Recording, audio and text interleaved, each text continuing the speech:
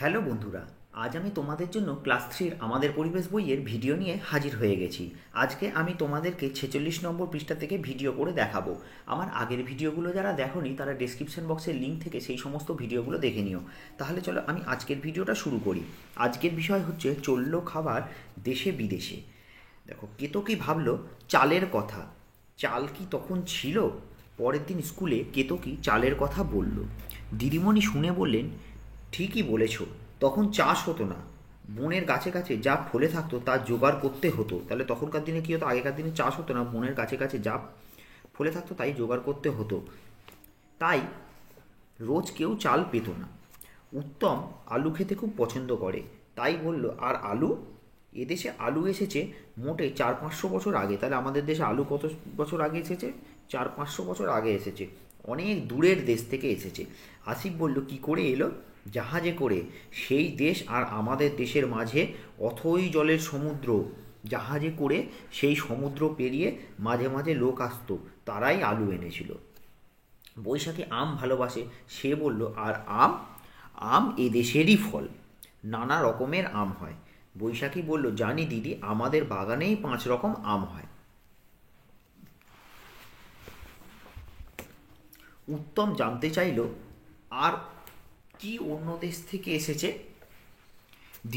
দিদি বললেন, এমন অনেক কিছু আছে।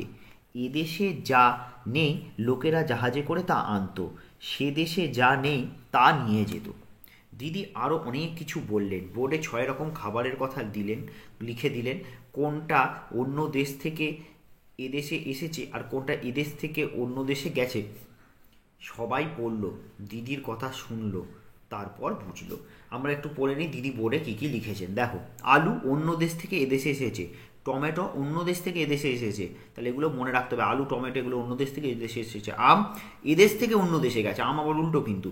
লঙ্কা অন্য দেশ থেকে এদেশে এসেছে, আনারস অন্য দেশ থেকে এদেশে এসেছে, আর গোলমরিচ এদেশ থেকে অন্য দেশে গেছে। তারপরে আমরা বুঝলাম কি, এই যে আম, এই আম আর হচ্ছে গোলমরিচ, এই দুটো আমাদের দেশে হয়, তাই আমরা অন্য দেশে এগুলোকে পাঠাতে পারি।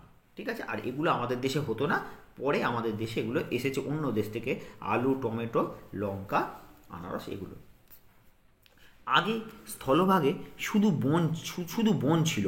বনের ফলমূলের কোনটা খাদ্য তা খেয়ে দেখে বুঝতো লোকেরা। নানা জায়গার লোক নানা রকম খাদ্য চিনেছিল। দূরের দুটো ডাঙার মধ্যে যোগাযোগ ছিল না, মাঝে ছিল সাগর, অথই জল। অনেক পরে বড় জাহাজ তৈরি করতে শিখল মানুষ। তারপর এক এক দেশের লোক অন্য দেশে যেতে পারল, সঙ্গে নানা রকম খাবারও ছড়িয়ে পড়ল দেশে বিদেশে। ঠিক আছে? তাহলে তোমরা এটা বুঝতে পারলে। 47 নম্বর পৃষ্ঠা হয়ে গেল। এবার দেখি কি করতে বলেছে। দেখো, আম নিয়ে যা জানো নিচে লেখো, দরকারে বড়দের কাছে জানতে চাও। এখানে কি বলেছে? নানা রকম আমের নাম। সেই আম কোথায় পাওয়া যায়, কোন সময় পাকে, স্বাদ কেমন। দেখো, প্রথমে আমি লিখেছি ফজলি আম। নাম নিশ্চয়ই তোমরা শুনেছো, কোথায় হয়? মালদহ মুর্শিদাবাদে। ঠিক আছে? এটা অনেকে কিন্তু মালদহ আবার মালদা দুটো কিন্তু একই কথা, মালদা বা মালদহ। ঠিক আছে? কোন সময় পাকে? গ্রীষ্মকালে, বর্ষাকালে পাকে। স্বাদ কেমন? টক মিষ্টি। ঠিক আছে? টক মিষ্টি স্বাদ হয়। নেক্সট হচ্ছে হিমসাগর আম। মালদায় হয়, গ্রীষ্ম বর্ষার সময় পাকে। স্বাদ কেমন? মিষ্টি। ল্যাংড়া আম, কোথায় এই আম পাওয়া যায়? মালদা। কোন সময় পাকে? গ্রীষ্ম বর্ষায়। স্বাদ কেমন? মিষ্টি। তোতাপুরি আম মালদায় হয়, কোন সময় পাকে? গ্রীষ্ম বর্ষাকালে পাকে। স্বাদ কেমন হয়? মিষ্টি। তাহলে আশা করি তোমরা বুঝতে পারলে 4 রকম আমের নাম আমি এখানে দিয়েছি, সেটা কোথায় হয়, কোন সময় পাকে এবং তার স্বাদ কেমন তোমরা কিন্তু আমার কাছ থেকে পেলে। এছাড়াও তোমরা কিন্তু আরও অনেক রকম আম কিন্তু বাজারে আমরা দেখতে পাই। সেই আমগুলো তোমরা যদি চাও সেগুলোও কিন্তু তোমরা বাড়ির বড়দের থেকে জেনে কিন্তু লিখতে পারো, যে কোথায় হয়, কোন সময় পাকে, আর খেতে কেমন। ঠিক আছে? তাহলে তোমরা কিন্তু দেখে দেখে এইরকমভাবে ছকগুলো কিন্তু তোমরা কিন্তু বই পূরণ করে ফেলবে। এবারে চলো আমি পরের চ্যাপ্টারে চলে যাই। পরের চ্যাপ্টার হচ্ছে পশুপালন আর আগুনের ইতিহাস। দেখেছো? ছবিটা ভালো করে দেখো, একটা হাতিকে শিকার করতে 5 জন মিলে বর্ষা হাতে এসেছে, যে হাতিটাকে মারবে। ঠিক আছে? দেখো, আমরা পরের পৃষ্ঠায় চলে যাই, এখান থেকে আমাদের পড়া শুরু হবে। আগেকার দিনে লোকে ভাতের চাল সহজে পেত না, তবে নদী ছিল। নদীর কাছেই ঘরবাড়ি করতো, নইলে খাবার জল কোথায় পাবে? তাহলে নদীর কাছেই কী করতো? ঘরবাড়ি করতো। কেন? খাবার জলের জন্য। অন্য জলা জায়গাও ছিল, মাছ পাওয়া যেত, বনের জীবজন্তু শিকার করে মাংস পাওয়া যেত। লাঠি পাথর দিয়ে পশু শিকার করতো, তীর ধনুক বল্লম ছিল না। আর তখন কি দিয়ে পশু শিকার করতো? লাঠি দিয়ে, পাথর দিয়ে শিকার করতো। তখন কিন্তু তীর ধনুক, বল্লম ইত্যাদি আবিষ্কার হয়নি, তখন সব আদিম মানুষ। এসব শুনে আয়েশা বলল, আগেকার মানুষ গরু, ছাগল, হাঁস, মুরগি পুষতো না?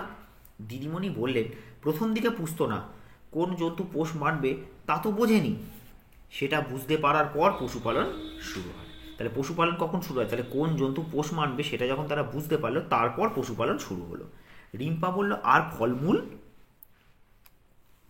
বনের ফলমূল কুড়িয়ে আনতো, গাছ থেকে পেড়ে আনতো, যখন যা পেত তাই খেত। টিকাই বলল, সবই কাঁচা খেত? প্রথমে আগুনের ব্যবহার জানতো না, তখন সবই কাঁচা খেত। তাহলে আগুন যদি না আবিষ্কার হয়, আগুন কী জিনিস, আগুন কিভাবে ব্যবহার করতে হয় সেটাই তখন মানুষ জানতো না, তখন সব কাঁচাই খেত। পরে আগুনের ব্যবহার শিখলো, তখন কিছু কিছু জিনিস আগুনে পুড়িয়ে খেত। তাহলে যখন আগুনের ব্যবহারটা জানলো, তখন আগুনে জিনিস পুড়িয়ে খেতে শিখলো। আগুনে পুড়িয়ে খেলে কি হয় বলো দেখি? আগুনে পুড়িয়ে খেলে হচ্ছে খাবারটা একটু টেস্ট বাড়ে, আর সেই সঙ্গে খাবারটা নরমও হয়।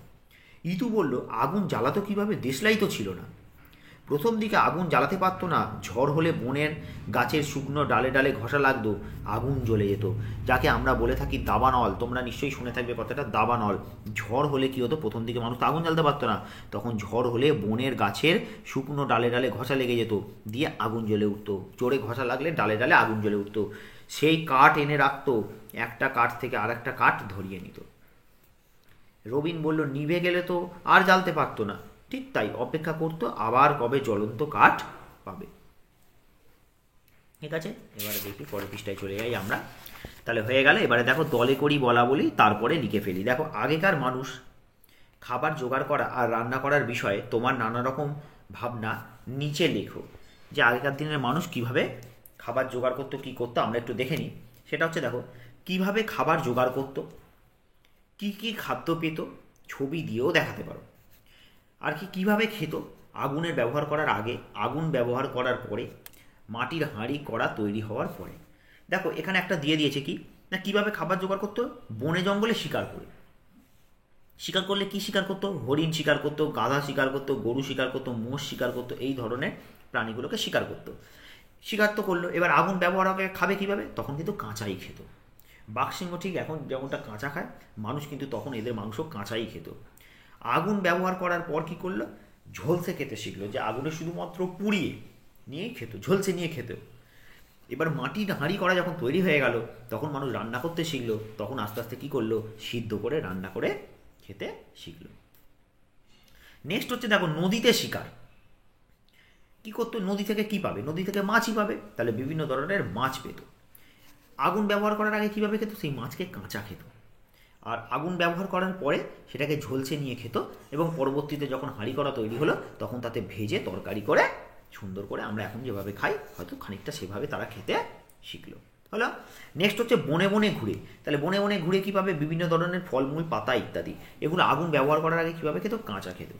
ঠিক আছে, তো ফলমূল তো কাঁচাই খায়, তাই না? তাহলে সেগুলো কাঁচাই খেত, তাই এই দুটো কিছু আর লেখা হয়নি। নেক্সট হচ্ছে, মাঠে মাঠে ঘুরে কী খেত? কী পেত? শাক সবজি পেত। কীভাবে খেত? আগে কাঁচা খেত, পরবর্তীকালে কীভাবে খেত? সিদ্ধ করে, আর এখন সিদ্ধ করে ভেজে হাঁড়ি করা তৈরি হওয়ার পরে বিভিন্ন রকমভাবেই তারা কিন্তু এটা খেতে পারে। তাহলে এই ছিল আমার আজকের ভিডিও। এই 50 নম্বর পৃষ্ঠা পর্যন্ত আমি আপাতত তোমাদের ভিডিও করে দিলাম, তার কারণ প্রথম পর্যায়ক্রমিক মূল্যায়ন যেটা, মানে ফার্স্ট সামেটিভ পরীক্ষা তোমাদের যেটা হবে, সেটা কিন্তু এই 50 নম্বর পৃষ্ঠা পর্যন্তই তোমাদের থাকবে। তাই এই পর্যন্ত আমি ভিডিও করে দিলাম।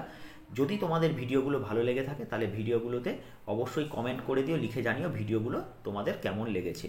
আর যদি আমার চ্যানেলে নতুন এসে থাকো, ভিডিও যদি তোমাদের ভালো লেগে থাকে, উপকারে লেগে থাকে, তবেই চ্যানেলটাকে সাবস্ক্রাইব করে দিও। আর তোমাদের ক্লাসের বন্ধুদের মধ্যে এই ধরনের ভিডিওগুলো তোমরা কিন্তু শেয়ার করে দিও, যাতে শুধু তুমি নয়, আমার ভিডিও দেখে তারাও উপকৃত হতে পারে।